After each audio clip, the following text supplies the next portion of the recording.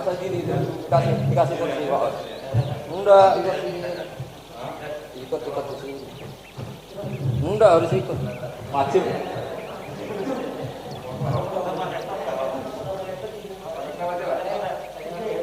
Bertiga ya nggak mau, protak. Ya kan. Saya ingin memandang lagu dari sini. Tapi saya nggak boleh loh. Enggak apa-apa.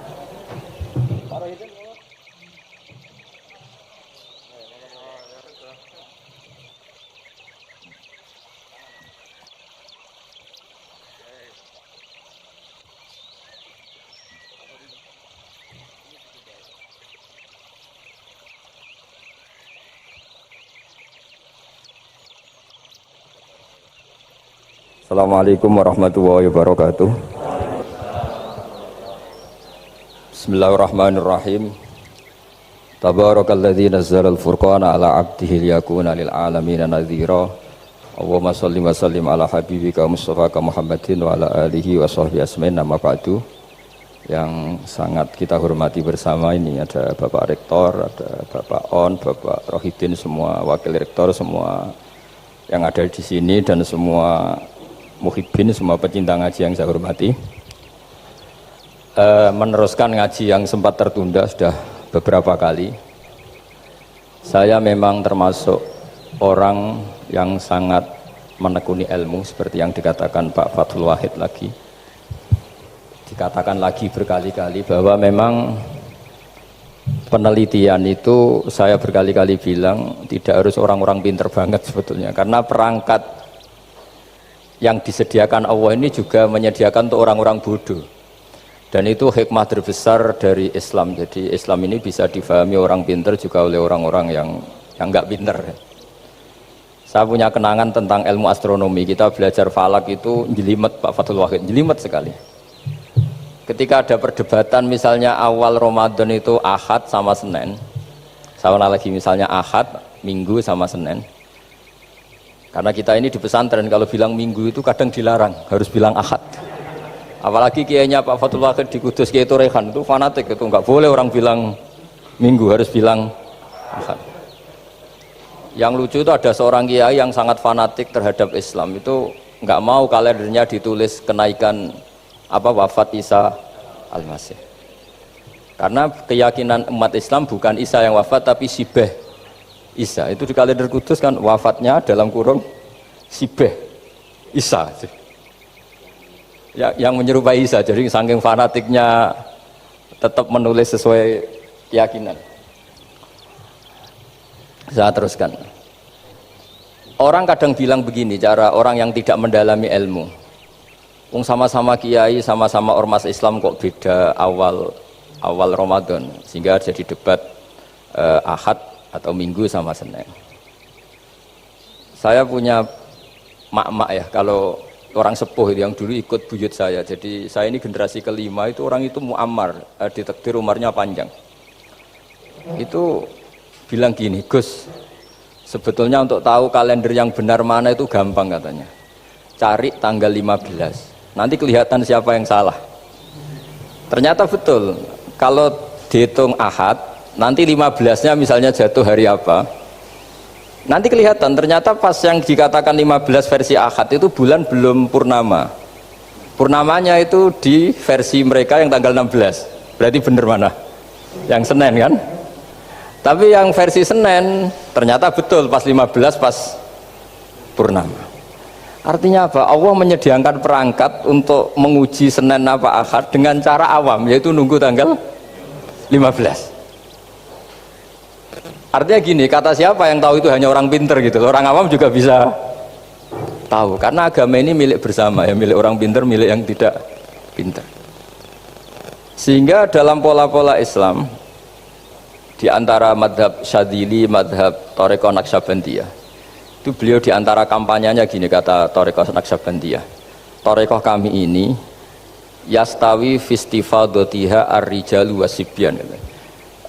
Popularitas Thariqah saya, mudahnya difahami ini antara orang pinter yang sudah dewasa sama anak-anak kecil ini sama. Kenapa demikian? Kalau dalam filosofi kebenaran itu ada pepatah fa innal haqqo adharu min syamsi dhahirah, kebenaran itu lebih jelas ketimbang matahari di siang hari. Sehingga mereka dengan mudahnya mensifati Allah misalnya az-zahir, zat yang begitu jelas. Kenapa Allah begitu jelas? Karena ulama dulu cara, kalau dalam bahasa pondok, mensifati, menstatuskan alam raya ini maujud. Maujud itu ada. Di mana-mana sesuatu yang ada itu ya diciptakan oleh yang ada. Masa Anda ada kok menciptakan yang ada? Sehingga mereka tidak pernah tertarik sama faham komunis, ateis, bahwa alam ini dimulai dari ketiadaan. Pertanyaannya adalah bagaimana sesuatu yang tiada menyebabkan yang ada. Sehingga ulama dulu pinter, sifat wajib itu apa? Wujud. Karena alam raya ini kadung wujud, kadung maujudat, maka Allah harus wujud. Berhubung wujudnya Allah itu wujud penyebab, harus kodim atau harus awal. Masa penyebab datangnya terlambat dulu yang jadi efek dari penyebab itu. Sehingga mereka dengan gampangnya mensifati Allah az-zahir, zat yang begitu jelas. Sehingga Imam Sibawayh, ahli nahwu, itu juga mengenali Allah lewat teori nahwu. Beliau bilang Allah itu siapa? Allahu a'raful ma'arif, zat yang paling mudah dikenali. Nah, sehingga tadi seperti yang dikatakan Pak Rektor, sebetulnya perangkat ilmu seperti tadi menemukan bulan itu diantaranya ditemukan kalau bulan tuh nggak rata itu ya lewat teori gambar, karena sekian jarak punya akibat sekian, punya misalnya kita melihat gunung kelihatannya indah, padahal di situ ya ada lubangnya, ada pohon yang tertebang, ada pemandangan yang nggak indah, tapi gara-gara dilihat dari jauh semuanya indah. Maka disarankan orang yang baru gak suka istrinya terus melihat dari jauh, tinggal minggat lah kira-kira. Kalau ditinggal minggat 2 bulan itu mesti cinta lagi itu. Kan fungsinya baru kelihatan itu. Tapi kalau dekat terus tuh mesti sama neknya lah kira-kira gitu, sama mangkelnya. Sehingga itu ya dipakai teori juga dalam silaturahim. Di agama terkenal ada pepatah zuruhiban tasdad hubban. Jadi ya jangan sering ketemu, nanti kamu gampang cinta. Kalau sering ketemu ya gampang bosen lah kira-kira seperti itu. Nah, kemudian teori-teori awam ini dikembangkan. Yang awam, jadi dulu orang menemukan matahari itu besarnya kayak apa, rembulan besarnya seberapa, itu dilihat setiap kita melihat mobil itu jarak 1 kilo masih kelihatan sekian meter, nanti kalau 2 kilo berkurang sekian senti, kalau 3 kilo berkurang sekian senti, terus dikalikan ya kira-kira seperti itu. Kalau rembulan masih kelihatan segede itu berarti kali sekian pengurangan tadi, terus ditemukan. Makanya kita Pak Fathul Wahid yang di pesantren, yang memang serius ngaji, itu di situ ada ilmu falak, itu ditemukan sebelum ada teknologi. Jadi kita tahu gerhana itu lamanya berapa, terus yang kena gerhana sisi mana, terus itu dihitung. Karena dari dulu sains, ilmu itu di atas teknologi. Jadi kalau keyakinan kita di pesantren, teknologi itu hanya menyumbang nggak sampai 30%. Jadi orang bisa menemukan pesawat misalnya itu karena melempar batu, kalau masih ada tekanan batu itu tidak akan jatuh. Padahal batu itu tidak ada mesinnya, asal ada tekanan dia tidak jatuh. Terus dihitung kecepatan berapa yang menjamin sesuatu itu tidak jatuh. Hanya ditemukan pesawat meskipun mau landing harus tetap banter, karena kalau tidak banter jatuh. Itu dihitung, artinya dari sains dulu baru ditemukan teknologinya untuk gimana supaya tetap kecepatan sekian itu ketika mau landing. Nggak boleh pesawat direm, kalau direm ya jatuh, karena tadi seperti batu dilempar dia nggak jatuh ya kalau masih ada tekanan. Sehingga instrumen itu ditemukan juga di bab tauhid. Saya punya kitab namanya Hasyiatut Turmusi, dikarang ulama top Indonesia namanya Syekh Mahfud At-Turmusi. Itu beliau cerita Imam Al-Amudi itu ulama top, tapi dia itu unik, tiap ngajar santrinya itu ngajar matematika, ngajar ilmu eksak. Terus ditanya, sampai muridnya itu ragu, ini guruku masuk surga enggak, ini kiai kok hanya ngajar matematika. Ya kira-kira ngajar, ya seperti mahasiswa jenengan kan, ini rektor masuk surga enggak, ngomong teknik terus gitu loh. Tapi gurunya kayaknya enggak terima, disuudoni santrinya itu enggak terima, karena beliau seorang wali. Murid-muridnya itu bermimpi. Ini penting saya ceritakan, mungkin agak aneh di dunia kampus ya, di bab ini. Kalau dalam teori kita Pak On itu, mimpi sama nyata melihat itu otoritatif mimpi. Ini yang agak aneh di ilmu pesantren. Jadi melihat jenengan langsung dengan mimpi itu otoritatif mimpi. Karena mimpi ru'yal mukmin dijamin oleh Rasulullah sama dengan 46 juz'un minan nubuwah. Jadi persennya itu besar sekali, 46% dari juz'un minan nubuwah, otoritatifnya. Nah tentu tidur yang benar. Logikanya gini, kata-kata kitab-kitab menjelaskan.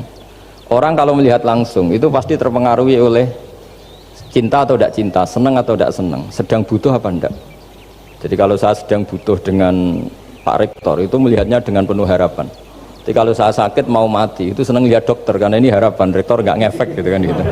Tapi kalau saya politikus ngelihat ketua partai itu lebih respect ketimbang melihat dokter. Jadi gara-gara banyak kepentingan ini melihat itu nggak pernah jujur gitu, nggak pernah jujur. Jadi kebodohan manusia justru karena melihat itu kalau dalam teori kitab. Makanya kalau dalam teori pesantren itu kebalik, anna sunyamun wa idza matu intabahu. Manusia itu hakikatnya tidur, baru setelah mati bangun. Misalnya kita di dunia nganggap uang itu penting, harta itu penting, jabatan penting. Setelah kita mati ternyata yang paling penting itu hanya sujud. Karena kamu itu kenangan ketemu Allah terbaik itu sujud. Yang kita anggap penting di dunia semuanya tidak penting. Yang kita anggap sepele kayak sholat ternyata itu super penting. Tapi sadar itu nunggu nanti di akhirat. Nah, saya ini termasuk syukur yang sadar sebelum sampai akhirat. Jadi termasuk orang yang beruntung lah gitu. Nah, kenapa mimpi itu begitu penting? Karena tadi ketika orang tidur itu off semua, sistem sarafnya, sistem apanya off.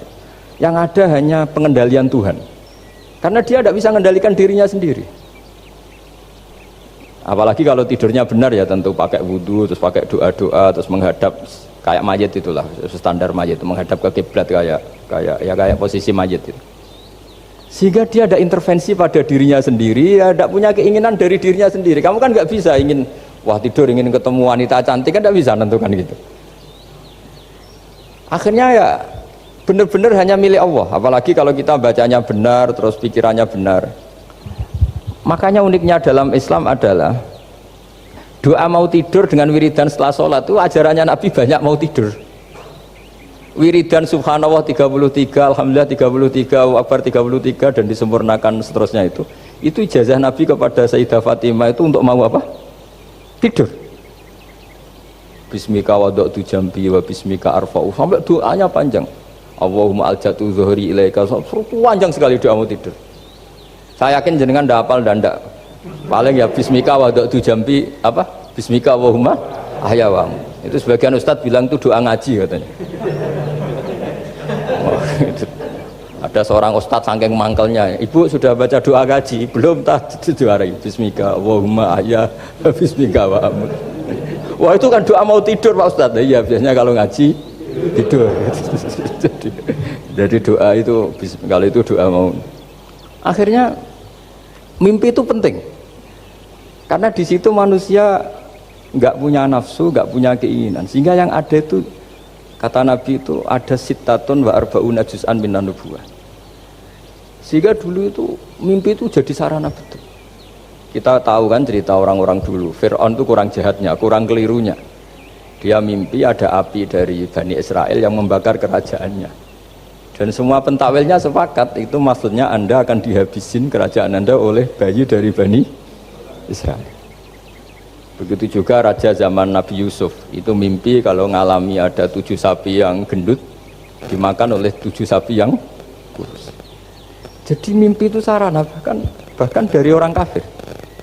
Karena ya tadi yang preman ya nggak ada premannya, yang soleh ya nggak ada solehnya, semua dikendalikan oleh Allah Ta'ala pas tidur.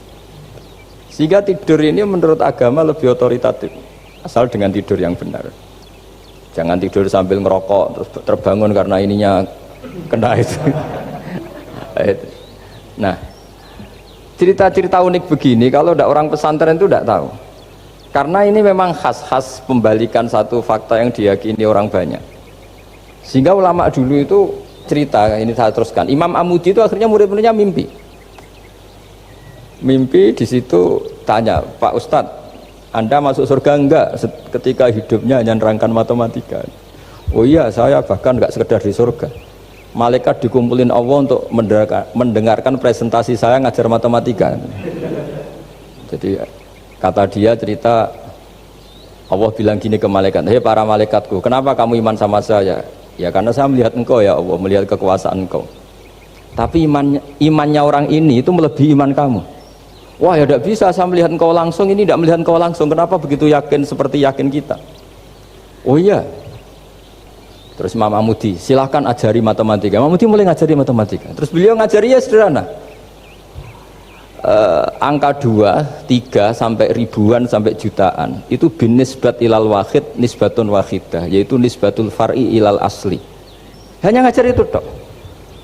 Dunia ini apapun banyaknya variannya, apapun banyak makhluknya, itu semuanya adalah nisbatul far'i ilal asli. Angka 2 ya cabangnya 1, 1 juta ya cabangnya 1, semua itu dimulai dari 1. Jadi di mana-mana hitungan itu dimulai dari 1. Dan 1 ini harus ada, yaitu Tuhan.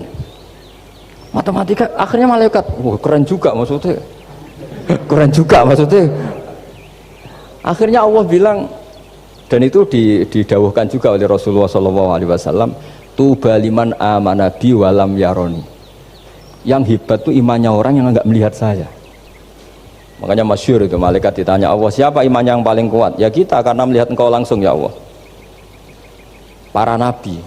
Terus tapi yang dari sekian pertanyaan itu jawab sama, yang paling ajaib adalah umat-umat Muhammad di akhir zaman, enggak menangi nabinya, juga enggak pernah lihat surga neraka, tapi iman sama saya. Dan mereka punya cara untuk imannya ini berkualitas sama dengan kamu para malaikat. Ya diantaranya dengan cara logika tadi yang saya utarakan tadi. Am khuliqu min ghairi syai'in am humul khaliqun. Kalau alam raya ini wujud, maka penyebabnya harus sesuatu yang wujud. Masa sesuatu yang enggak wujud menyebabkan yang wujud? Kalau angka 10 ada, 1 juta ada, pasti dimulai angka 1. Makanya nisbatus naini wal arba'ah ila ma la nihayata laha, itu semuanya nisbatul far'i ilal asli. Semua angka berapapun jumlahnya itu binisbat ilal wahid adalah nisbatul far'i ilal asli. Itu cara-cara, makanya tadi kajian ilmu itu tidak ada habis-habis. Makanya perasaan saya itu kemungkinan orang Islam jadi ateis itu kecil Pak Fatullah. Saya punya kitab, ini saya ulang lagi, kitab calon wali. Kenapa saya sering cerita wali? Kalau di kampus itu kan orang inginnya ya jadi dekan, jadi rektor atau jadi menteri lah kira-kira gitu. Kalau di pesantren orang itu cita-citanya satu, ingin jadi wali. Ya supaya majelis ini barokah, saya tidak perlu cerita dunia kampus. Kalau ceritakan corong Jawa nguyai segoro lah. Bongso keinginan gitu kan tidak selera saya, juga ada dunia saya. Supaya sampai dapat ilmu ya saya cerita dunia. Itu kitab, saya punya kitab calon wali lah kira-kira, atau wali sudah wali top, namanya kitab Tasbihul Fuad, karangannya Sayyid Abdul Haddad. Itu beliau cerita, di antara ceritanya itu unik. Kata beliau begini, saya itu tidak khawatir orang Islam jadi murtad, apalagi jadi ateis, karena kalimat la ilaha illallah itu sahlatun qoribah, kalimat yang mudah sekali, sehingga saya tidak khawatir orang Islam yang ketemu orang ateis, ketemu orang macam-macam, asal diajari kalimat ini secara benar. Terus beliau cerita, yang saya takut tuh mereka masalah perempuan dan harta, kalau iman kayaknya enggak. Singkat cerita yaitu di kitab seperti itu. Singkat cerita saya ketemu banyak orang yang kuliah di McGill atau kuliah di Amerika, di Jerman, mungkin di Norwegia, di mana-mana, di Australia, dan ketemu teman-teman yang di Korea Selatan juga. Mereka itu orang kebanyakan yang nyuwun sewu gak keluarga kiai, tapi mereka nggak ada yang nggak tetap iman. Ketika saya tanya kenapa anda tetap iman, padahal ada beberapa negara yang lebih stabil, lebih makmur dibanding negara yang mengklaim sebagai negara Islam, itu cara berpikir ya sederhana. Enggak lah Gus, kayaknya kok Tuhan kok ada tanggal lahirnya, enggak lah, kayaknya yang namanya Tuhan tuh ya awal lah. Masa pencipta langit bumi dituhani orang yang lahirnya di bumi, kayak enggak lah kayaknya. Jadi ya berpikir sederhana. Padahal ya kurang ajarnya Masya Allah, anak ini ya dugem ya macam-macam, tapi kalau ditanya disuruh yang lain enggak mau dia. Enggak lah, kayaknya yang benar tetap Islam. Karena kalimat ini, yaitu tadi eksistensi Tuhan, tadi eksistensi Allah itu la ilaha illallah itu kalimatun sahlah, kalimatun qoribah, kalimah yang begitu mudah difahami. Kenapa mudah difahami? Misalnya kita ngaji, Tuhan itu siapa? Yang menciptakan langit dan bumi. Dengan misalnya perbandingan Tuhan itu siapa? Yang lahir di bumi tahun sekian. Enak mana cara kita menerima itu? Kan keren yang menciptakan langit dan bumi. Tuhan itu siapa? Yang ada sebelum langit dan bumi. Dengan misalnya Tuhan adalah yang lahir di bumi. Keren mana? Nah, bayangkan kalau kita punya Tuhan Fir'aun, Sudah mati jadi tontonan kan, terus gak keren maksudnya punya Tuhan kok seperti itu. Nah ini yang katanya Syekh Abdul Haddad, kalimat ini sahlatun qaribah. Sehingga kalimat ini pula yang kita dilatih, la ilaha illallah kalimatu haqqin 'alaiha nahya wa 'alaiha namut wa 'alaiha nub'ats atau wa biha nub'atsu insyaallah taala minal aminin. Nah, saya sebetulnya tadi datang itu tidak ingin menjelaskan ini, tapi tadi kata Pak Fathul Wahid, ilmu itu kalau dikaji tambah hari tambah mudah, karena perangkat untuk menemukan bulan itu misalnya nggak rata itu gampang sekali. Pakai teori pemandangan ya bisa, pakai teori gambar juga bisa. Kalau teori pemandangan tadi, kalau kita bisa melihat mobil 2 meter masih kelihatan 2 meter, itu dengan jarak berapa masih orisinil seperti itu. Tambah jauh tambah tidak kelihatan, tambah jauh tambah. Nah ternyata setelah 5 kilo misalnya tidak kelihatan, berarti untuk jumlah 2 meter hilang per 5 kilo. Nah berarti kalau bulan masih kelihatan segitu, berarti jarak kita dan bulan kira-kira sekian ribu kilo. Itu bisa dihitung, itu tanpa teknologi. Makanya sebetulnya teknologi itu nyumbang itu nggak sampai 30%. Yang paling banyak ya sains tadi, ya, pengetahuan itu yang kayak tadi orang menemukan pesawat, itu kontribusi terbesar tetap pengetahuan. Misalnya pesawat dari bahan ini kalau kecepatan sekian kena angin pecah enggak, tetap pengetahuan yang menopang itu. Teknologi kan paling mengantar supaya pesawat kecepatan sekian didorong mesin sekian dengan apa begitu. Nah pesantren seperti kita ya, saya ini dididik Mbah Mun, dididik bapak saya, buyut-buyut saya, kiai, itu sekali alim, yang alim betulan, itu ya alim betul. Ya karena memang yang repot nih nyuwun sewu, yang agak-agak dukun itu ya ribet itu. Penting rambutnya gondrong, terus terkenal gak pernah mandi, terus nanti ada orang tertentu tertarik minta doa, ini yang ribet ini, susah ini sertifikasinya susah ini karena. Tapi kalau kita ini di pesantren yang coro sertifikasinya jelas.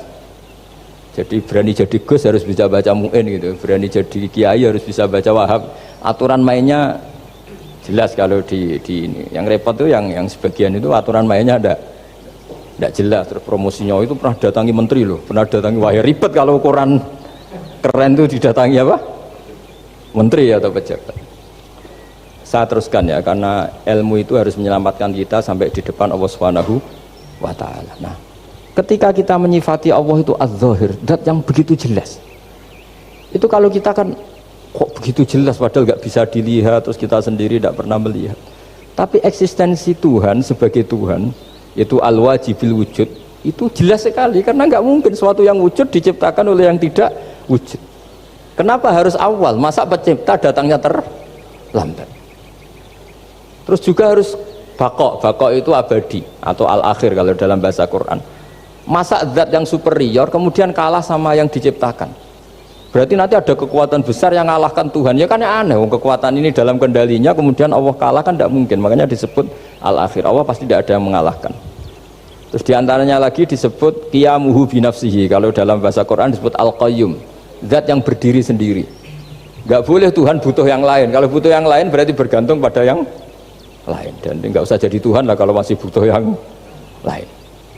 Sehingga karena kekuatan ini, saya ulang lagi, karena kekuatan ini, ketika anak-anak mahasiswa kuliah di Jerman atau di Swiss, di negara-negara yang lebih bahagia ketimbang negara yang mayoritas Muslim, itu mungkin mereka tertarik sama sistem negara itu karena ada jaminan sosial ini, tapi nggak pernah tertarik sama Tuhannya negara itu, karena dihitung-hitung tadi Tuhannya mesti keren kita gitu.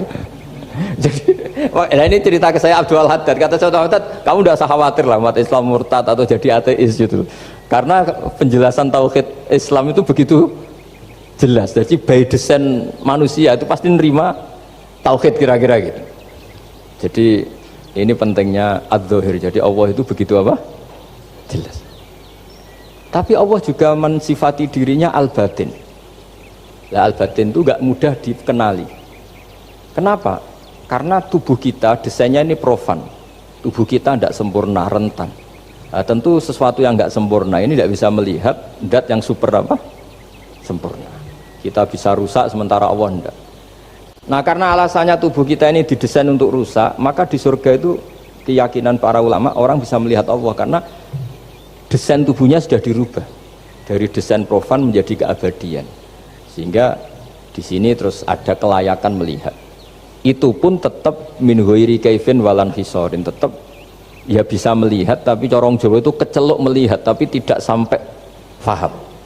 Karena bagaimanapun Allah itu la tudrikul absar wa huwa yudrikul absar. Bagaimanapun Allah itu laisa kamitslihi syai'un, tidak ada padanannya.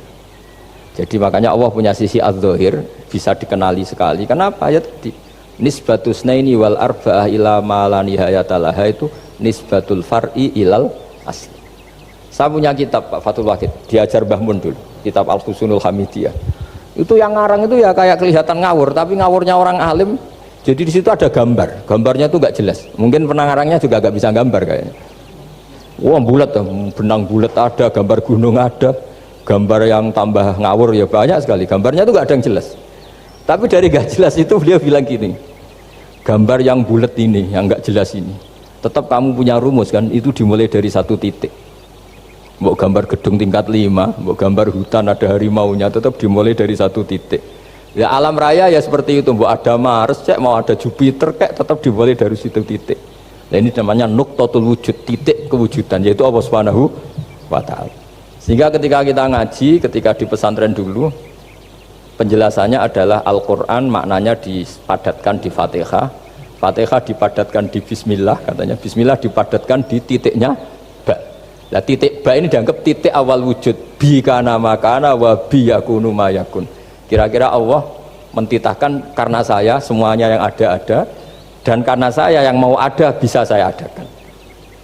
Nah, itu sirinya lah. Jadi menerangkan tauhid itu pakai gambar. Gambarnya keliru sekali lah kalau dalam orang seni mesti melihat gak seni itu.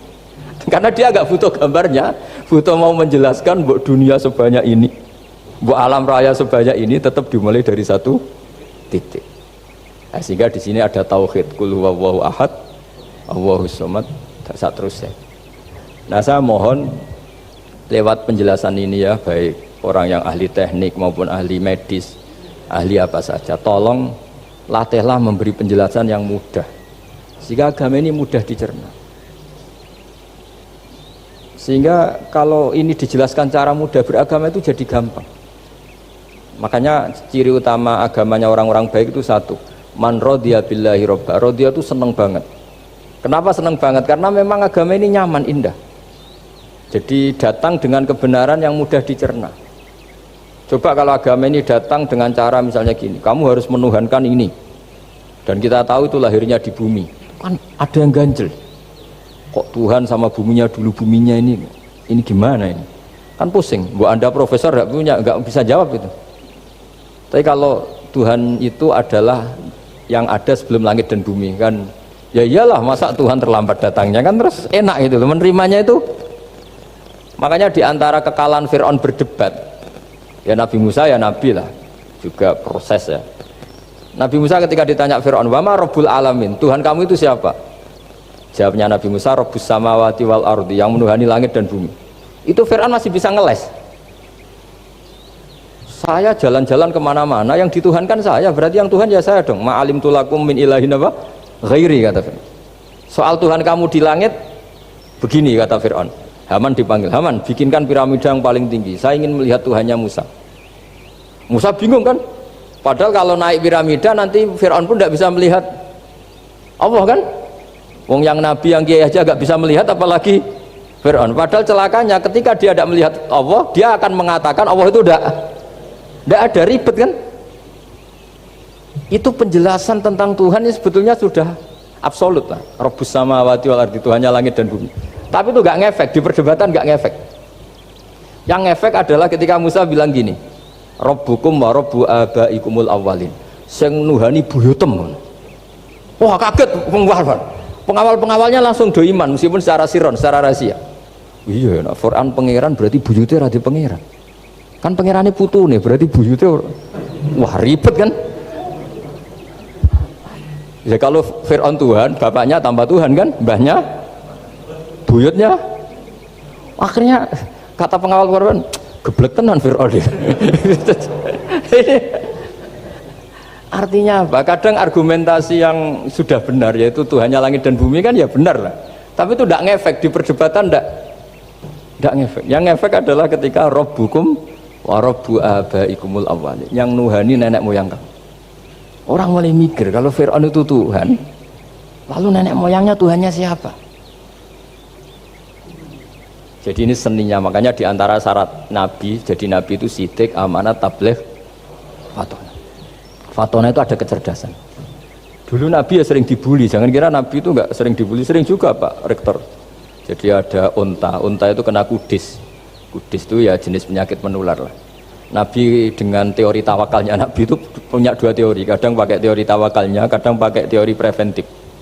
Makanya Nabi pernah ngendikan kalau ada penyakit menular di situ, kamu jangan di situ. Itu pakai teori preventif. Tapi kadang Nabi pakai teori tawakal. Nabi menghentikan la adwa wala tiarut. Tidak ada penyakit menular. Terus orang-orang yang ya usil lah kira-kira gitu. Ada unta kena kudis dijejerkan yang waras. Ternyata yang waras ikut kudisen lah, ikut sakit. Senang orang ini. Ya Rasulullah, ini saya jejerkan, ternyata yang enggak tertular jadi tertular. Padahal engkau bilang enggak ada penyakit menular. Nabi jawabnya lucu. Faman a'dal awwala, kalau yang pertama ini tertular siapa? Dia dikira Nabi itu kalah karena melihat unta yang kedua. Ternyata Nabi enggak, ketika dipanggil ya Rasulullah ini unta agak gudikan, tak jajarkan yang kudisen, ternyata ikut kudisen. Berarti penyakit itu menular. Tapi Nabi jawabannya faman a'dal awwal, lalu yang kena penyakit pertama tertular oleh siapa? Wah itu asli dari Allah. Ya maksud saya seperti itu kata. Nah itu yang dikatakan fatona. Jadi Nabi itu harus punya sifat apa? Fatona. Karena dengan kecerdasan itu Nabi bisa berargumentasi. Kayak tadi, ketika Fir'aun dikatakan Allah yang menuhani langit dan bumi, Fir'aun masih mengklaim dia Tuhan. Karena di mana-mana dia dituhankan. Tapi ketika diingatkan bahwa kamu anak seorang manusia, punya bapak, punya kakek, punya buyut, punya canggah kalau bahasa Jawa. Lalu kalau kamu yang Tuhan dan Tuhan dimulai Anda, lalu mbah-mbah kamu Tuhannya siapa? Gak bisa jawab kan? Akhirnya banyak punggawa yang saat itu iman. Jadi iman itu bisa menghunjam kepada siapa saja, termasuk yang orang-orang topnya Fir'aun. Sehingga ketika Fir'aun rapat Musa harus dibunuh besok, tangkap besok, sebagian mereka itu membocorkan informasi itu. Datang ke Musa, tadi malam kita ikut rapat, keputusannya Anda dibunuh, maka larilah kamu. Itu barokahnya iman. Artinya ya karena logika Musa lebih masuk akal, ya mereka lebih percaya sama Musa. Tapi gara-gara profesi ya tetap kerja, dan yang mulai ribet tuh ya mulai ribet jadi makanya kamu jangan tanya kaifa hukmul mukmin sing yukhfi imanahu, bagaimana hukumnya orang mukmin yang menyembunyikan imannya demi aman. Ya tidak usah kamu jawab. Kalau kamu jawab boleh, ini kok kayak pecundang. Kamu jawab haram, pernah terjadi itu. Wa qala rajulun mu'minum min ali fir'auna yaktumu imana. Ini khazanah ya, jadi saya mohon mengkaji Islam itu harus dengan sisi-sisi yang bisa difahami orang pinter juga orang bodoh. Kata Imam Ghazali banyak itu, karena hadatin itu harus difahami orang pinter juga orang bodoh. Terus contoh yang paling populer tentu sering saya utarakan masalah iddah. Iddahnya orang terceraikan itu 3 kali masa suci. Kalau menurut Abu Hanifah 3 kali masa haid. Orang pinter tahulah kalau perempuan sedang haid, menstruasi pasti sedang tidak hamil. Sehingga kalau dia sudah haid 3 kali ada kepastian tidak hamil. Kalau tidak hamil artinya apa? Nggak ada sperma dari zaut awal, suami pertama yang jadi anak dia. Padahal tujuan iddah adalah nanti kalau di hubungan suami istri sama suami kedua jelas anaknya suami kedua. Tapi kalau andaikan tidak ada iddah kan, malam hubungan suami istri, pagi bentrok cerai, terus kawin. Kumpul suami istri lagi, terus nanti anaknya itu anaknya siapa? Kan nggak jelas. Kalau sampean bisa klaim lewat DNA, DNA juga mungkin secara ilmu objektif Pak Rektor, masalahnya juga bisa disuap kan? Saya sering dibantah orang-orang itu. Wah Gus, DNA itu otoritatif karena gini-gini, nggak mungkin, bohong kamu. Ya DNA-nya nggak bohong, pegawainya bisa disuap kan? Kayak nggak tahu manusia apa nggak tahu Indonesia, nggak tahu terus. Itu yang sensitif itu, yang mulai wilayah sensitif itu. Nggak tahu manusia apa kayak nggak tahu Indonesia. Manusia aja ya sudah. Berarti Anda sangat nasionalis. Jadi ribet kan? Maka dianjurkan ada iddah.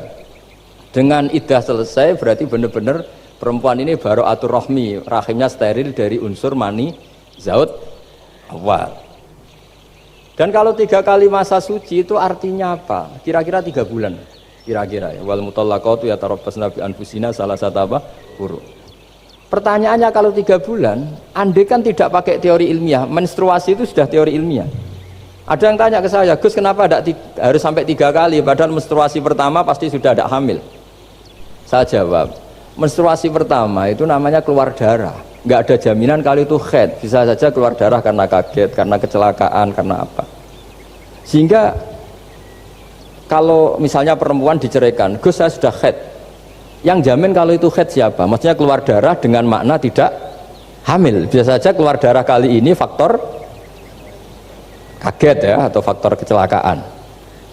Tapi kalau sampai 3 bulan karena per bulan haid sekali, itu meskipun haidnya keliru, haid keliru itu misalnya sebetulnya itu enggak darah haid tapi darah penyakit istikhadah, kan tetap kelihatan. Masa 3 bulan enggak bleeding joro Jawa, kan mesti bentuknya tubuh sudah berubah. Artinya kata ulama-ulama, agama ini enggak bisa hanya mengacu ilmu. Kalau mengacu ilmu haid sekali sudah cukup. Tapi kenapa harus 3 kali? Karena 3 kali orang awam tahu semua kalau itu sedang hamil atau tidak hamil. 3 bulan dari dicerai kan kelihatan kalau hamil ya, bentuk tubuhnya sudah rubah. Kalau enggak, intinya agama ini harus agama yang mudah difahami orang pinter, juga difahami orang yang tidak pinter. Kayak tadi bulan tadi, saya juga gak ngira kalau orang goblok jadi pinter itu. Jadi ini cerita ya, jadi supaya kita meskipun di lembaga kampus, di lembaga modern, jangan lupa tradisi-tradisi kebodohan ya diabadikan lah kira-kira itu, karena bodoh itu kadang ya penting. Makanya kalau cerita di dunia wali itu kaca, Anda boleh gak nerima cerita ini, tapi Anda harus percaya kalau kekuasaan Allah itu tidak terbatas. Kenapa orang Madura begitu mencintai kiai? Sebetulnya niatnya ya agak baik, tapi ya baik, nggak baik tapi baik. Ada santri itu Madura, dia saking percaya sama kiai itu ya khidmah, bikin teh, masakan kiai, mijitin kiai, pokoknya waktunya diberikan semua untuk kiai. Dan dia nggak pernah ikut ujian. Apalagi ujian kelulusan disertasi dokter nggak pernah dia. Kalau sekolah nggak pernah ikut ujian. Sudah ya saya ridho jadi orang bodoh, sementing ikut jenengan. Suatu saat orang ini mati, kiainya tuh pusing, waduh mati.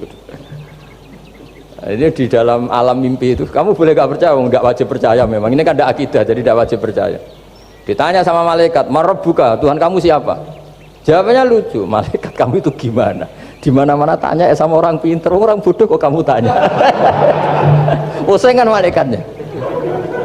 Di mana-mana namanya tanya, itu ya sama orang pinter, masa orang bodoh ditanya? Yang bener aja kamu. Makanya bodoh ini ya senjata, makanya ini kita kalau pinter ya alhamdulillah, kalau bodoh ya alhamdulillah. Karena bodoh itu penting. Kalau negara ini tidak makmur, yang disalahkan mesti para rektor. Gunanya apa ada rektor kalau nggak solusi bagi bangsa ini? Orang bodoh pasti nggak disalahkan kan? Nanti kalau ada hisab, kenapa Indonesia carut marut? Yang dipanggil Allah itu menteri, rektor, pasti itu. Apa kontribusi Anda sebagai orang pinter, sebagai profesor, sebagai orang bodoh aman? Santai, nggak kena panggilan kan? Karena Anda harus bertanggung jawab. Akhirnya terus malaikat tanya, lalu yang pinter siapa? Yang di atas itu, kiainya yang nalkin itu, yang di atas itu. Walhasil kiainya itu karena wali itu dengar. Ya wele cung bodoh kok terus nganti wis mati. bodoh kok kamu bawa sampai mati. Jadi kadang orang bodoh itu ya pinter tadi, malaikat tuh kamu itu gimana? Di mana-mana tanya itu ya sama orang pinter. Orang bodoh kok kamu tanya. Ya ribet kan kalau sudah ketemu seperti itu. Nah, Nabi juga sering ngalami dialek sama orang bodoh. Kadang Nabi yang ngalah, kadang logikanya orang bodoh itu lebih gampang. Itu ada orang pencari dop itu semacam kayak biawak ya. Tapi tidak biawak, kayak semacam biawak. Itu ketemu Nabi, kamu tahu kalau saya ini Rasulullah? Tidak tahu ya. Ya kamu harus iman kalau saya ini Rasulullah. Hatta yu'mina laka hadad dhabban. Ya kalau hewan ini iman sama kamu ya saya iman. Ribet kan ukurannya itu. Waduh, untung Nabi betul. Terus Nabi tanya, Dok, kamu tahu kalau saya Rasulullah? Terus Doknya saat itu bisa bicara asyhadu annaka Rasulullah, terus baru iman. Imannya tanya, kenapa kamu iman sama Rasulullah? Hewan aja tahu kalau dia nabi, apalagi manusia. Sehingga di masyhur itu di acara-acara kita, kalau wadhabbu wal ghazalah yasyadani laka bir risalah, itu wadhabbu wal ghazalah yasyadani laka bir risalah. Sehingga nah, kekeliruan kita, saya sering ngomong di mana-mana, matur di mana-mana. Masyarakat Indonesia mayoritasnya tetap yang nggak pinter. Orang Islam mayoritas yang nggak pinter. Lalu orang nggak pinter ini diabaikan, sehingga mereka tidak jadi energi yang luar biasa untuk mengawal Islam atau mengawal Indonesia. Itu keliru menurut saya. Menurut saya orang-orang yang nggak pinter pun tuh punya nurani. Zaman kita dijajah Belanda, itu tidak semua orang rektor, tidak semua orang profesor, tidak semua orang kiai, tidak semua orang alim. Mereka orang-orang yang nggak terpelajar, tapi tetap tahu caranya melawan apa? Belanda, melawan penjajah. Karena tadi manusia ini diciptakan itu sudah punya pengetahuan. Seperti mukadimah dibaca Pak Rektor, Iqra wa rabbukal akram alladzi 'allama bil qalam 'allamal insana ma lam ya'lam. Jadi bawaan manusia itu akan tahu untuk sesuatu yang perlu diketahui meskipun dia orang bodoh. Saya ulang lagi, meskipun mereka orang apa? Orang bodoh. Nah, di sini ini Islam datang yastawi fistifadatiha fistifadati syariah ar-rijalu wasibyan, bahwa ukuran kebenaran itu adalah siapapun mudah tahu. Bahwa angka 2, angka 3, angka 5 itu adalah far'ul wahid, cabang dari angka 1. Fal aslu huwal wahid, yang asli adalah angka 1. Dan 1 ini harus 1. 0, itu ditemukan untuk setelah ada angka 1, jangan keliru kamu. Tanpa ada angka 1 tidak ada 0, 0, ada gunanya kalau ada 01. Misalnya ada orang bilang, tapi kan ada 0,5, tetap saja harus ada angka 1, nggak bisa. Kamu bayangkan 0,5 kan karena ada 1. Artinya apa? Kamu bilang separuh dari 1. Tapi itu pun karena sudah ditemukan aljabar. Makanya kalau dalam matematika Arab, mungkin di sini banyak orang eksak. Kalau matematika Arab itu mudah sekali, Pak. Orang Arab itu nggak mau bilang 2,5. Misalnya zakatnya tijarah itu 2,5. Itu kan kalau kita zaman SD kan garap porogabit. Itu orang Arab nggak mau. Saya pernah cepet-cepetan garap matematika, yang ahli matematika sama saya itu cepet saya. Karena saya pakai matematika bodoh. Justru itu gampang. Kalau orang Arab cara berpikir gini, kalau bilang 2,5 itu rubu'ul usur. Apa? Rubu'ul usur. Dari rubu'ul usur gini, 1/4 dari 1/10. Jadi misalnya 100 1/10-nya berapa? 10. Setelah 10 1/4-nya berapa? 2,5. Jadi bertahap, rubu'ul usur. Sehingga misalnya gitu, 1 juta kan angkanya nolnya kan 6. Kalau kamu porogabit 2,5 kan kuweselen dia porogabit. Kalau orang Arab gampang, 1 juta 1/10-nya berapa? 100. 1/4-nya 25. Berarti 2,5-nya 1 juta 25.000. Orang Arab bilangnya rubu'ul usur. 1/4 dari 1/10. Jadi di 1/10-kan dulu baru di 1/4. Jadi lebih cepat. Sampai pakarnya tanya, Gus kok bisa gini? Wah, aku anak kiai ngawur ya. Saya ini, makanya banyak orang pesantren itu pintar matematika. Sebetulnya matematika yang model, ya sebenarnya kayak agak model bodoh itu. Tapi itu gampang, orang awam gampang. Kalau kita kan enggak, misalnya zakatnya zuruk, zakatnya tanaman tuh 1/10 atau 1/20. Kalau orang Arab enggak mau 1/10 atau 1/20. Berarti kalau 100 ton atau 100 pintal berarti berapa? 10 atau 5 kan? 1/10-nya 100 berapa? 10. Kalau 1/20-nya 5. Kalau hitung-hitungan di fikih zakat orang modern kan 1/10 atau 1/20. Kalau orang Arab nggak mau bilang gitu. Zakatnya zuro itu al-usur 1/10. Berarti per 100 ton misalnya 10. Atau nisful usur, separuh dari 1/10. Jadi nggak mau bilang 1/20. Usur atau nisful usur. Gampang mana coba? Ya kan, usurnya kan 10. Kalau nisful usur 5 atau 1/20. Daripada gawe porogabit, wah seruat. Jadi kita ini yang kelihatan goblok matematikanya ya pinter juga gitu. Meskipun juga tetap goblok karena ada nekuni gitu. Sehingga di pondok itu ya dulu diajarkan faraid, falak itu ya gampang sekali karena memang hitungan Arab itu.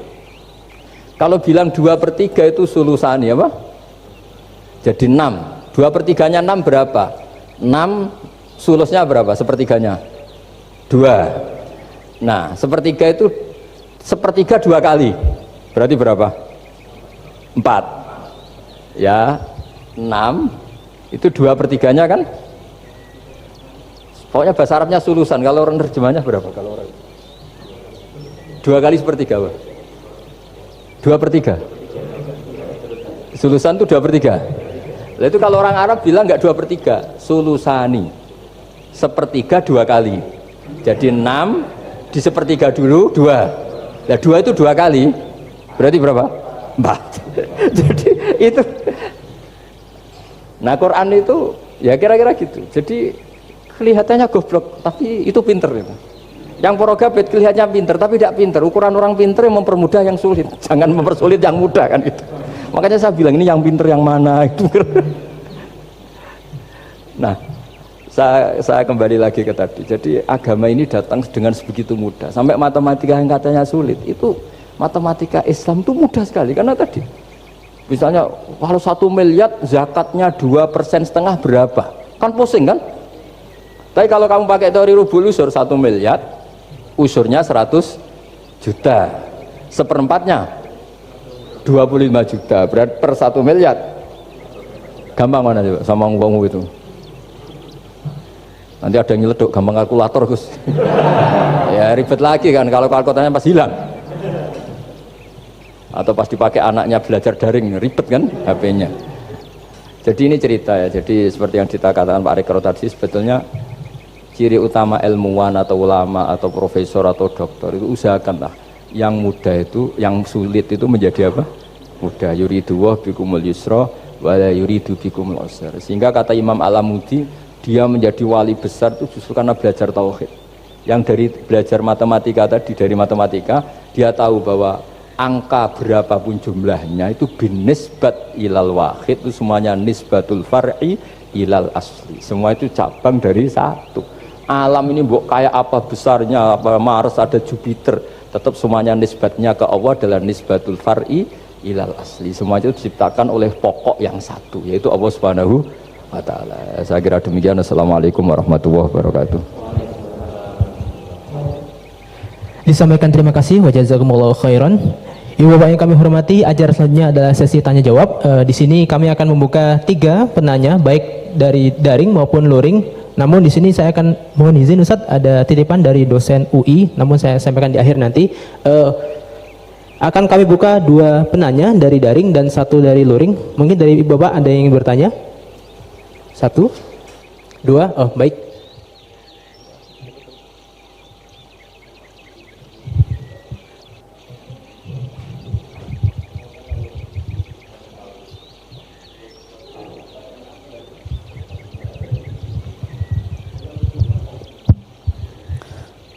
Assalamualaikum warahmatullahi wabarakatuh. Mohon berkenan Gus, saya mau bertanya. Karena saya bodoh akan bertanya kepada yang pintar ini, biar nggak disalahkan. Mana ya, langsung ke pertanyaan, lebih penting mana antara pintar dengan cerdas? Karena ada anekdot Madura itu, ya. Karena orang Madura kan terkenal anekdotnya ya. Pada suatu saat di sekolah SD itu ada upacara, kemudian ada di anekdot itu ada menteri yang menanyakan kepada salah satu guru bahwa tiang bendera ini berapa tingginya. Oleh seorang guru itu manggil murid untuk naik ke tiang bendera itu untuk mengukur tingginya tiang bendera itu. Kemudian sama seorang pejabat itu ditegur, kenapa susah-susah dinaikin tiang bendera itu, nggak ditidurkan aja biar tidak mengundang bahaya. Dijawab oleh seorang guru tadi, lah tadi bapak kan menanyakan tingginya tiang bendera, kalau ditidurkan itu bukan tingginya tapi panjangnya. Nah ini itu kan panjangnya bukan tingginya, jadi kalau menanyakan tingginya maka harus dinaikkan dulu gitu. diukur ke atas. Nah itu terkait dengan anekdot itu, saya bertanya itu ya, penting mana atau lebih utama mana antara pintar dengan cerdas? Terima kasih Gus. Ini karena pertanyaannya anekdot, saya jawabnya juga anekdot. Itu kalau kita di pesantren itu gudangnya, itu kan biasanya korbannya orang Madura, tuh kasihan juga sama orang Madura. Itu kalau mereka ketangkep polisi ditanya, sudah tahu ini pelanggaran, tahu Pak? Kenapa tetap melanggar? Gak tahu Bapak di situ sih. Jadi itu kan cerminan pikiran kita semua. Kalau gak melanggar itu bukan karena takut aturan, takut ketangkep polisi. Sudah tahu kalau pelanggaran, tahu Pak? Kenapa melanggar? Gak tahu Bapak di situ. Ribet kan? Nah, tapi sebetulnya jawaban dari pertanyaan jenengan itu ya sebenarnya Anda pasti tahu lah. Ini kan antara cerdas dan pinter itu mungkin ya pinter itu ya cerdas, cerdas ya pinter. Yang jelas mengetahui sesuatu yang semestinya itu ya kecerdasan, dan mengetahui itu ya namanya pinter gitu. Cuma tadi yang menterinya memang tanyanya ketinggian, di mana-mana yang bentuk tinggi itu ya begini gitu kan. Kalau begini orang sudah bilang bentuk panjang gitu. Jadi ya dalam hal ini ya pinter dan cerdas anak SD tadi yang naik tadi. Karena ya tetap dia memang benar-benar ngukur ketinggian itu, bukan kedataran. Nanti lama-lama ini bukan panjang Pak, tiduran. Tapi itu memang di beberapa dunia wali itu dunia yang memanfaatkan kepintaran dan kecerdasan. Misalnya banyak wali yang ibadahnya itu biasa. Ditanya, kenapa kamu ibadahnya biasa? Loh, Allah itu enggak diuntungkan oleh ibadah saya. Ya sudah, saya ibadah standar saja lah yang wajib-wajib. Makanya di dunia wali itu lebih ngeri guyonannya. Ada seorang wali doa di multazam, ya Allah ampuni dosa saya, ampuni, dan ini tempat mustajab, saya berdoa supaya saya tidak dosa lagi. Itu jawabannya unik. Kalau orang tidak dosa, sifat ghafur saya nganggur. Jadi saya ini ghafur itu pemaaf. Kalau nggak ada yang salah, lalu ini gimana ini? Nggak ada objeknya lah kira-kira gitu. Jadi hubungan wali dengan Tuhan dulu itu ya asik, karena ya memang agama ini datang dengan keasikan. Makanya disebut halawatal iman. Halawah itu nyaman, indah. Makanya Nabi itu kalau mensifati sholat, wa qurratu aini fi sholat, nyaman saya ketika sholat, karena Allah itu jamil, Allah itu indah, sehingga ya nyaman. Loh, saya itu kalau mikir mati itu Pak Rektor itu ya takut kadang-kadang, wah dikubur terus ditinggalkan gitu, ribet kan. Tapi kalau setelah saya ngenangen, dulu ketika saya janin di perut ibu ya nggak tahu cara hidup, ternyata saya hidup dengan cara yang saya nggak tahu. Wong bisnis agak bisa, kerja agak bisa. Kamu ketika jadi janin kan sudah ada nyawanya, sudah hidup. Kamu bisa ngelola hidup kamu di situ? Tidak bisa kan? Ternyata bisa hidup. Makanya Allah mengingatkan wa id antum ajinnatun fi butuni ummahatikum. Kalau kamu janggal hidup kamu di kuburan, apa kamu tidak pernah hidup di kuburan? Yaitu ketika kita masih janin di perut ibu. Kalau ibu kamu senang renang, ribet kan, sudah dalam perut, orangnya renang lagi. Udah gitu. Kadang-kadang ibu kamu sembrono, sudah ada janin masih goreng-goreng. Kalau kepeletian gimana itu? Tapi Allah tahu cara ngelola kehidupan kita zaman masih apa? Janin. Ya kita hidup, ya ada bayi yang gendut, bahkan sampai disesar karena saking gendutnya. Wah itu bayi tauhidnya tinggi, sudah tahu kalau yang ngurusi Allah, ndablek saja dia sampai gendut. Ya artinya kalau sedang lihat itu ya sudahlah. Zaman saya hidup ketika janin ya tidak tahu caranya hidup, ternyata ya hidup. Ketika kita jadi zigot, jadi apa, masih mani, masih sperma, nggak tahu caranya jadi orang, ya tahu-tahu jadi orang. Kita nggak tahu kenapa mani yang gitu ada jadi rambut, hidung, jadi macam-macam. Setelah besar ya tahu proposal, tahu bulat, macam-macam. Wah. Makanya kalau Kiai itu pinter anekdot. Saya pernah disewani istri Pak Rektor, melarat sekali, melarat betul. Melarat jelek, kebetulan yang tanya saya itu jelek. Wah beneran ya kata saya. Istri perempuan, Gus suami saya itu miskin Gus, doain kaya Gus, supaya hidup saya itu enak. Terus tak guyoni. Nanti kalau suami kami kaya, pertama yang dievaluasi, rumah Gus ganti, ya rumah diganti, mobil diganti, lama-lama yang diganti kamu.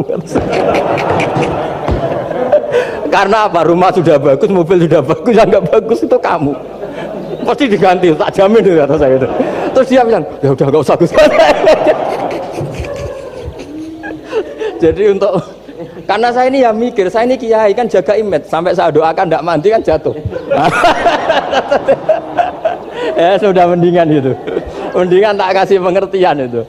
Kalau suami kamu sudah kaya, kamu ganti apa? Rumah kan, terus mobil kan. Lama-lama yang dievaluasi apa? Oh kamu pasti apa? Istri kan. Jangan-jangan trennya orang kaya kan gitu kan. Trennya orang kaya kan, ya gitulah. Terus dia udah nggak usah. Jadi artinya itu kecerdasan. Kiai gitu itu kecerdasan. Karena kalau doa tidak mesti mustajab juga kan.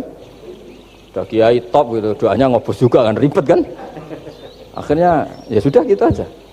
Ya saya kira demikian. Tes.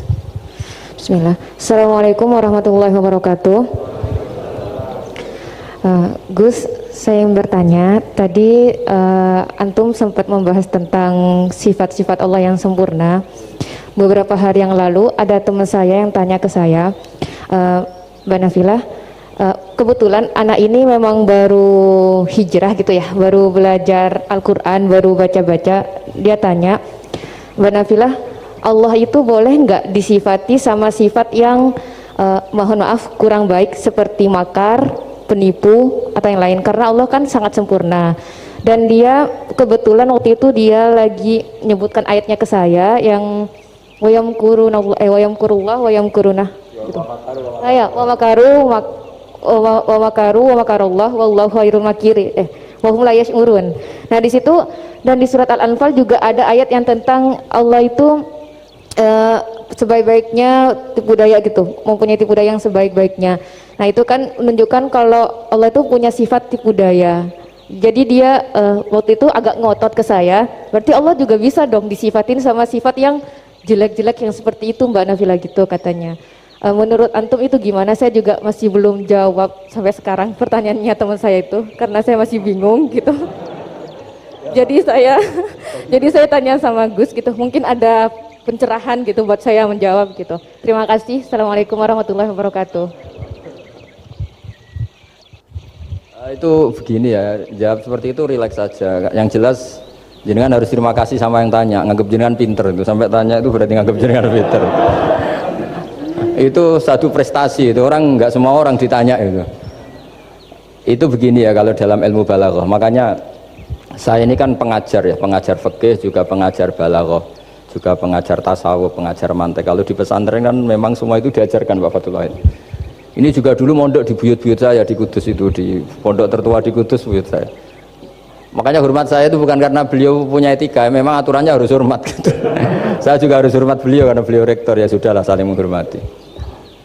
Bapak itu kalau sama penanya itu hormat, ditanya, dia sudah sopan. Jadi kita harus menghormati orang sopan. Yang tanya hormat ke kita karena kita dianggap alim, kita hormat sama penanya karena orang sopan. Mau tanya itu juga gengsi loh. Masa dokter tanya itu kan ribet kan? Saya kemarin ditawani di Unisula masuk dikasih dokter honoris causa. Kenapa Gus gak mau? Saya takut kalau masuk neraka, masa dokter masuk neraka karena saya. Kan ya tidak lucu juga itu. Akhirnya dokter-dokter itu, iya Gus saya udah pernah kepikiran ya. Akhirnya mereka terus mau udah takwa, udah Gus kita harus takwa, kan malu dokter kok masuk neraka. Oh begini jawabnya ya. Semua ilmu itu harus kita pelajari karena melihat sisi ekstrimnya, sisi buruknya. Ya saya ulang lagi ya. Ilmu itu harus Anda pelajari karena melihat sisi ekstrimnya, sisi buruknya kalau kita tidak tahu. Sehingga dengan cara itu kita tahu secara serius. Misalnya nikah sekali gak sah kategorinya zina. Kenapa anak angkat dilarang oleh Islam? Saya ulang, kenapa anak angkat dilarang oleh Islam? Kalau mau baik-baik saja, tapi gak perlu ada anak angkat. Karena apa? Sekali perempuan ini tadi ditulis misalnya binti Fathul Wahid, binti Bahauddin, itu nanti di KUA itu dikira itu walinya. Padahal hakikatnya tidak walinya. Maka enggak. Nah, ketika ini menikahkan, nikahnya sah enggak? Enggak kan? Karena dinikahkan oleh orang yang hakikatnya tidak walinya, itu satu. Sisi ekstrim kedua adalah ini nyata pernah terjadi. Anak ini kuliah terus pacaran. Ternyata pacaran sama kakak kandungnya. Jadi itu ceritanya ada anak dari Bojonegoro tipe anak angkat sama orang Jakarta. Singkat cerita sama-sama dewasa kuliah. Sampai pacaran, sampai mau kawin. Nah pas mau kawin itu yang lamar adalah Pak D-nya. Pak D yang Bojonegoro datang ke Jakarta. Terus dia ngetik, ini kok rumah yang dulu saya titipin ponaan saya. Ternyata itu adik kandung. Karena si adiknya tadi pakai binti langsung yang Jakarta. Sehingga anak Bojonegoro perasaannya pacaran sama anak Jakarta. Nah Di sini kelihatan betapa hebatnya Islam ketika benar-benar melarang anak angkat dengan makna menasabkan. Kalau dengan makna kasih sayang nggak apa-apa ya, tapi kalau dengan makna menasabkan nggak boleh. Paham ya? Karena ada sisi ekstrim nanti bahayanya tadi. Nah, terus, nah ilmu balaghah juga gitu. Di antara ilmu sisi ekstrimnya ilmu balaghah adalah kalau kamu tidak memahami balaghah, maka kamu akan mengatakan Quran ini bohong. Karena kamu tidak tahu tasbih itu apa. Terus misalnya gini, Allah memaklumatkan di Quran bahwa orang kafir itu sumum bukmun umyun. Sumun artinya itu budak, apa ketuli. Bukmun artinya bisu. Umyun artinya buta. Itu kalau kamu nggak ngerti balaghah, maka faktanya apa? Ternyata orang kafir tidak tuli, tidak bisu, tidak buta. Tapi kalau kamu ngerti balaghah akan tahu ini tasbih yang baligh, perumpamaan yang sempurna, kesusastraan. Jadi kalau orang muji Nabi itu nggak boleh bilang anta kasamsi, itu kurang keren. Kamu ibarat matahari, kurang keren. Kafnya dibuang, anta samsun, anta badrun. Kamu matahari, kamu rembulan. Nah, kalau orang sedang pacaran itu kalau bilang kamu ibarat bunga, itu kurang keren. Wah kamu ya bunga saya itu kan, terus keren kayak. Nah itu balaghah. Nah di antara balaghah itu ada namanya wal ityan bil kalimah lil musyakalah. Jadi mendatangkan kalimat bukan dengan makna semestinya tapi lil musyakalah. Musyakalah itu perimbangan. Wa makaru wa makarawah. Mereka bermakar dengan tipu daya. Wa makarawah, dan Allah pun melakukan itu. Berarti Allah menipu daya mereka? Ya enggak. Kalau dilakukan orang baik itu namanya kecerdasan. Tapi kalau dilakukan orang dolim itu namanya tipu daya. Jadi misalnya gini, ada orang bikin alarm supaya maling itu terdeteksi atau pakai CCTV, itu namanya kecerdasan. Tapi kalau maling pakai CCTV untuk kalau nyolong ngerti pergerakan yang punya rumah. Jadi sama-sama melakukan itu tapi beda. Sama mati juga gitu. Ketika kita pecundang matinya mati sangit gitu. Tapi ketika kita pahlawan matinya mati syahid. Artinya ya sama-sama mati. Nah, di balaghah itu ada istilah musyakalah. Musyakalah itu ayat itu sebenarnya banyak, Mbak. Ada yukhadi'una wa huwa khadi'uhum wa yamkuruna wa yamkuru wa makaru itu banyak. Jadi di antara sisi yang harus kita pelajari dari ilmu balaghah adalah kalimat itu banyak yang tidak semestinya. Ya tadi misalnya kita bilang coba kamu jalan dulu. Kalau kita bawa mobil maksudnya mobil itu jalan, kita duduk, tapi kalimatnya tetap sudah kamu jalan dulu. Mau naik mobil kok dibilang jalan. Jadi berdiri juga gitu. Ya yuhal muddatsir kum fa'anzir. Kum berdirilah kamu. Berdiri maknanya mengurus sesuatu yang serius. Itu orang Arab bilang berdiri. Sehingga disebut wayuqimuna sholat, dan mereka mendirikan sholat. Apa semua sholat itu bentuknya berdiri? Nah, nuruti cangkem elek kan protes ya? Makanya begitu juga sholat. Sholat itu harus menghadap kiblat.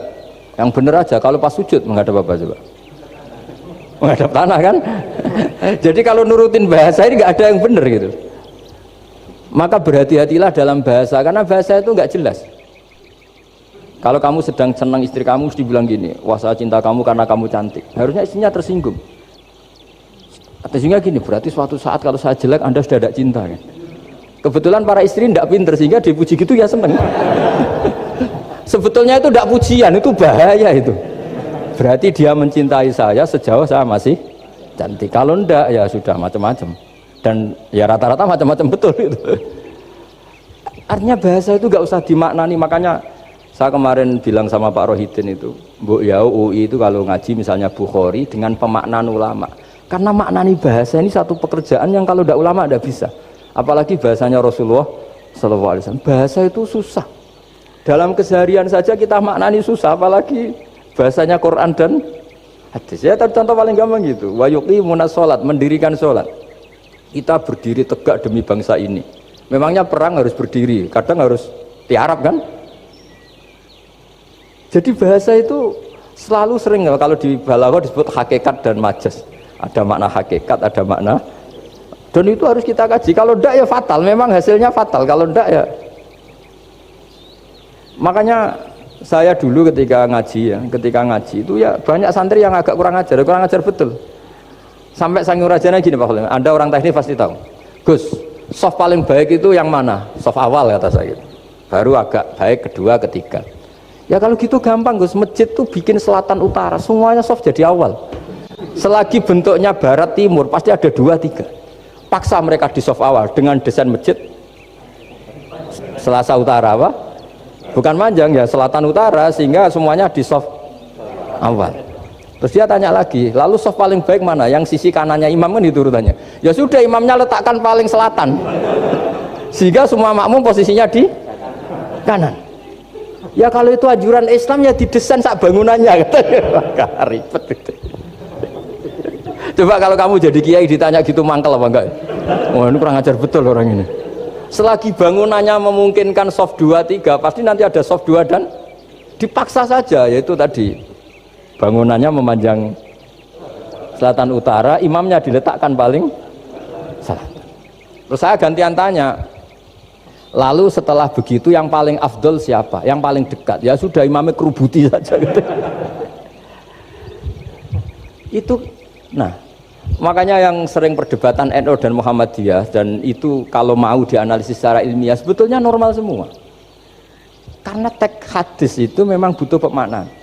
Nabi, saya beritahu ya, Nabi itu kalau habis sholat itu memang di semua teks itu akbala ali nabi wajih. Saya sering ketemu tokoh-tokoh Muhammadiyah ya baik-baik saja, ketemu tokoh NU ya baik-baik saja, karena ini masalah teks. Saya ulang lagi, karena Rasulullah SAW idan sorofa min sholatihi akbala ali nabi wajih. Nabi setelah sholat itu menghadap ke musolli, ke makmum, kira-kira kalau Indonesia menghadap ke timur.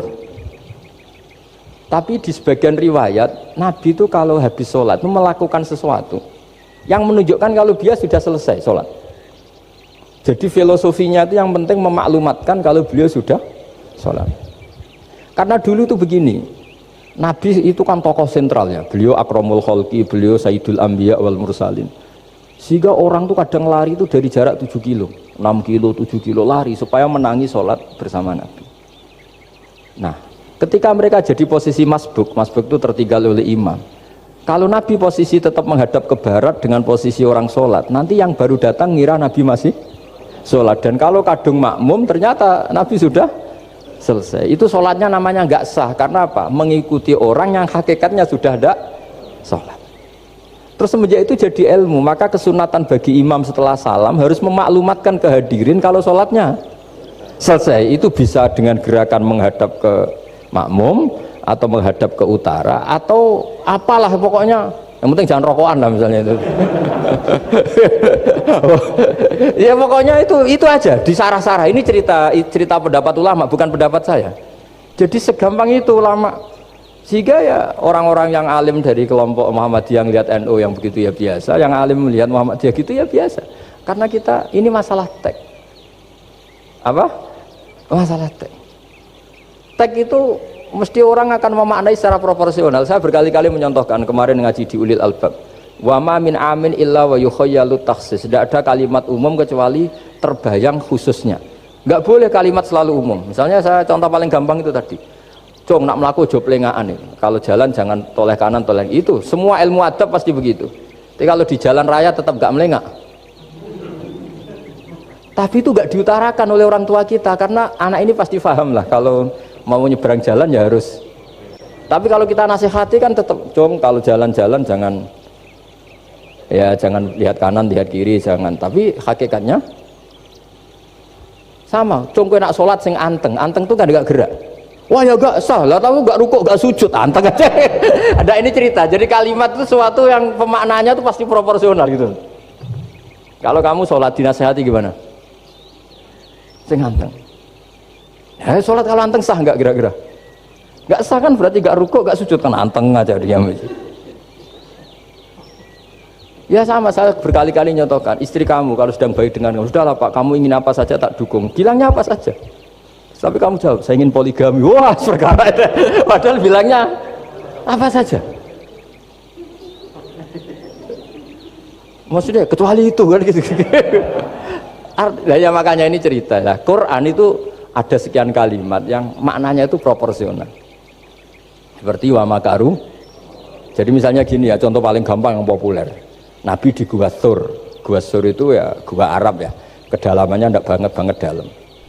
Terus Allah merekayasa itu dengan cara ada laba-laba yang masang jaringnya di situ, terus ada burung dara yang di situ. Itu ya disebut makruh, rekayasa Tuhan. Tapi orang pasti sepakat itu namanya kecerdasan. Karena orang kafir yang mengklaim dirinya cerdas, dirinya terlatih, dirinya ahli mendeteksi musuh, ternyata hanya ditipu seperti itu, nggak tahu. Nah karena ini pekerjaan kesalehan disebut kecerdasan. Apa disebut? Tapi andaikan sebaliknya, nyuwun sewu, ada orang lari dari kejahatan, terus merekayasa seperti itu disebut rekayasa karena bentuknya kejahatan. Jadi ada sesuatu yang sama, tapi ketika dilakukan orang soleh itu baik, karena nanti itu disebut kecerdasan. Kalau dilakukan orang dolim itu buruk, karena itu disebut rekayasa. Ya kira-kira seperti itu. Baik, mohon izin satu lagi Ustaz dari komentar YouTube dari Bapak Kristiano Sulistianto. Gus, bagaimana dengan orang bodoh yang dijadikan sebagai pemimpin? Bagaimana dengan pertanggungjawabannya? Sekian Ustaz. Begini ya, kalau bodoh dengan makna kita ini kan biasa mengkaji Quran ya, terutama kita yang di pesantren, yang dosen VAI atau siapa saja yang nekuni ilmu Quran. Ada sisi manusia itu punya sifat permanen yang oleh Allah disebut wa kanal insanu dzaluman jahula. Manusia itu banget bodohnya kata Allah. Sudah banget bodohnya, banget dolimnya. Sehingga kita bilang bodoh itu sebenarnya bukan ngenyak ya. Ya memang manusia mau tidak mau harus bodoh lah. Teorinya gampang, yang perlu diketahui itu kan banyak. Toh kita harus dititipi ilmu hanya sedikit. Dari yang banyak tahu sedikit itu namanya apa coba? Bodoh kan?